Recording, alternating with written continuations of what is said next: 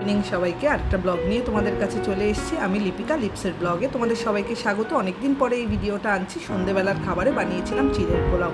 চটজলদি কীভাবে সন্ধ্যেবেলার খাবারে চিড়ের পোলাও বানাতে হয় চলো দেখে নিই। এখানে একটা ফ্রাইং প্যানে অলরেডি আমি কিছুটা সাদা তেল দিয়ে দিয়েছি, আর ক্যাপসিকাম কুচি আর গাজর কুচি দিয়ে দিয়েছি। একটু ভাজা ভাজা হলে তার মধ্যে দিয়ে দিলাম কিছুটা বাদাম।